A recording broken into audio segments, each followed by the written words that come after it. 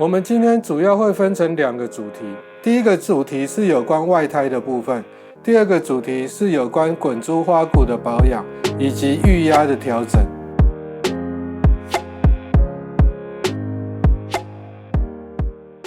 我今天跟各位分享的知识，绝大部分都是在社区大学自行车 DIY 班所学习到的知识。我们班的老师是陈老师，工程的程，我们同学都叫他 Apple 老师。各位如果有兴趣学习自行车的知识的话，也可以自行去搜索一下课程，看一下课程内容，看看符不符合你的需要。不过对我来说，确实是受益良多。我们今天主要会分成2个主题，第一个主题是有关外胎的部分，第二个主题是有关滚珠花鼓的保养以及预压的调整。这个实心胎整个就是橡胶实心的设计，内圈这边有点像梯形的凸起，就是为了砍入这个轮圈。重要的是各位要确认它有完全砍入，各位会发现轮胎比轮圈好像小了很多，所以我们就要用螺丝起子把它撬进去。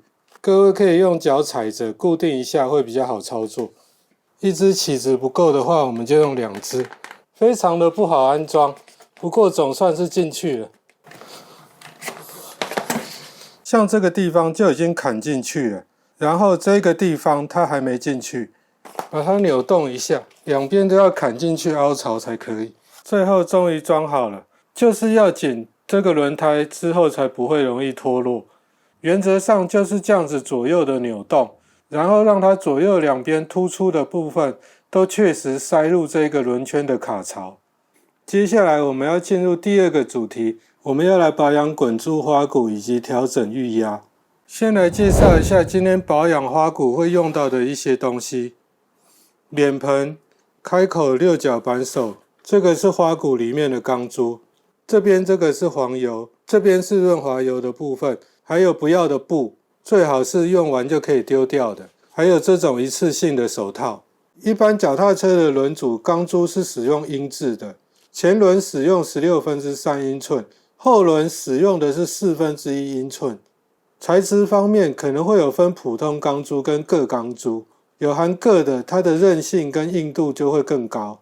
好一点的钢珠它会有等级之分，有的会称为 G40、G30、G20、G10 这样子再分。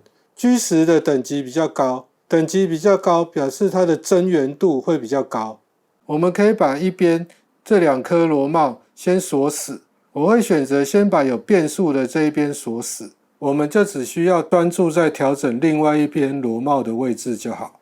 这边2颗螺帽是15号跟17号，我们就一正一反用力把它锁死。锁死之后，这个螺帽在这根杆子上面的位置就不会变动了。我们现在反过来看另外一边，一般来说里面这个螺帽是15号，外面是17号。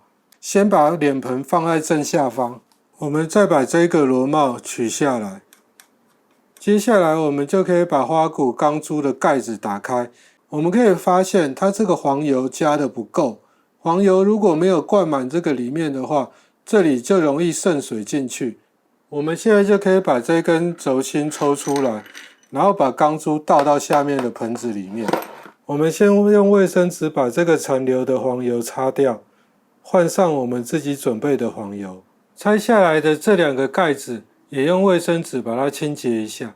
各位在清洁这个碗跟这个盖子的时候，尽量不要使用 WD-40 或者是恐龙191。接下来我们把干式润滑油喷在这个碗里面，两边都要喷。2个盖子的内侧我们也喷上干式润滑油。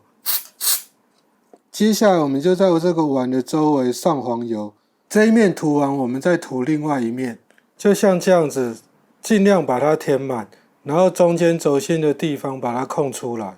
接下来我们就把轴心先穿过去，我们这边就先不要盖下去，因为我们要先放钢珠。我们一边塞一边数数量，9颗都放好之后，我们现在才把盖子盖上去，左右摇晃一下，它不会有缝隙。然后我们现在把它反过来，像这样子，另外一只手往上顶住，我们就可以放另外一边的钢珠。好了之后，我们要把盖子转回去。盖好之后，稍微把溢出来的黄油擦一下，这样子比较不会弄得到处都是。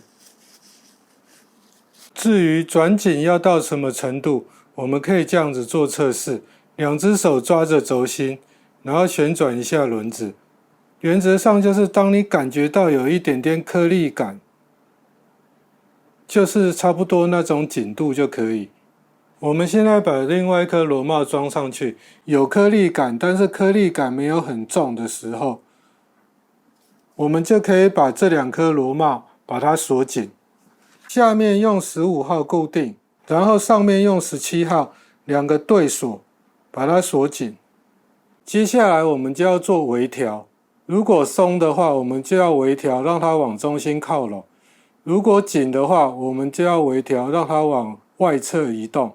调整的方式是这样子，如果你想要把它锁紧，我们就调整左右两边外面那一颗17号的螺母，两边都用17号的扳手，然后顺时针把它转紧，螺帽就会整个往中间挤压。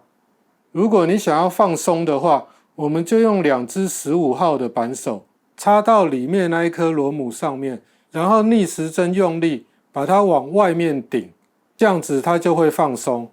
液压调整有时候只需要转一点点就好了，千万不要转太多。